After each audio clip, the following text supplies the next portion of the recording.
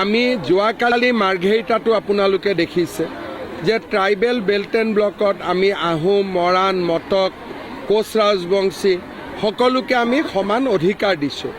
গতিকে সময়ৰ লগে লগে আমাৰ অসমীয়া বা ভাৰতীয় খিলঞ্জীয়া মানুহখিনিৰ ক'তো অসুবিধা হ'ব নালাগে আৰু আইন তেনেকৈ আমি নিৰ্মাণ কৰিব লাগে। মই সেইটোকে কৈছোঁ যে বেদখলো দুটা, খিলঞ্জীয়া মানুহ থাকিলে এইটো আমি বেদখল বুলি নাভাবোঁ। যিসকল বাংলাদেশৰ পৰা আহিছে তেওঁলোককহে আমি বেদখল বুলি ভাবোঁ। এইবিলাক মই ভাবোঁ যে লাহে লাহে ঠিক হৈ যাব। এবাৰ বিজেপিৰ ভাল পজিশ্যন হ'লেতো চব ঠিক হৈ যাব।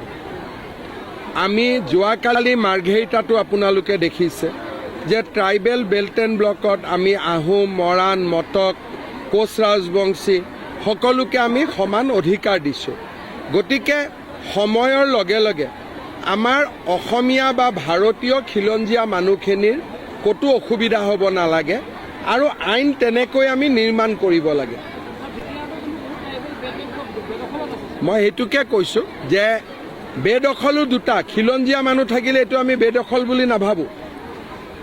যিসকল বাংলাদেশৰ পৰা আহিছে তেওঁলোককহে আমি বেদখল বুলি ভাবোঁ। এইবিলাক মই ভাবোঁ যে লাহে লাহে ঠিক হৈ যাব। এবাৰ বিজেপিৰ ভাল পজিশ্যন হ'লেতো চব ঠিক হৈ যাব।